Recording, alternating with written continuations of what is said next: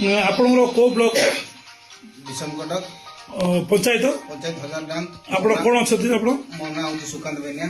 ଆମେ ଶୁଣିବା ପାଇଲୁ ଆପଣ ବିଜେପିରେ ଯୋଗ ଦେଇଥିଲେ ବୋଲି। ହଁ, ମୁଁ ତ ଏକଲା ନାହିଁ, ବିଷମକଟ ପଞ୍ଚାୟତ ସମିତିର ଯେତିକି ପଞ୍ଚାୟତ ଆସୁଛି ଆମର 7-8ଟା ପଞ୍ଚାୟତରୁ ସବୁ ଯାଇଥିଲୁ। ଆଉ ଯିଏକି କଂଗ୍ରେସର ମେନ୍ ଲିଡର ଯିଏକି ବିଷମକଟକର ଦିଲ୍ଲୀପ ପଟ୍ଟନାୟକ, ସେ ଆଜ୍ଞା କହିଲେ ଯେ ଆମକୁ ମୁଁ ବିଜେପିରେ ମିଶି ଯାଉଛି ବାବୁ, ସମସ୍ତେ ଚାଲ। ସେମିତି କହିବାରୁ ଆମେ ଯାଇଥିଲୁ।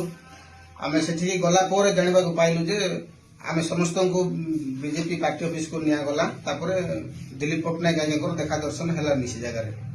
ସେଥି ଯୋଗୁଁ ଆମେ ଆଉ ପୁନର୍ବାର ବିଷମକଟକ ଦାଦା ଘରକୁ ଫେରି ଆସିଲୁ। ଆମେ ମନ ଦୁଃଖିତ ହେଲୁ, ଆରେ ଏଡ଼େ ବଡ଼ ନେତା ନେଲେ ଆମକୁ ସାମିଲ କଲେ ସିନା, ସେମାନେ ଆହୁରି ଫ୍ରଣ୍ଟ ଇଏକୁ ଆସିଲେ ନାହିଁ ବୋଲି।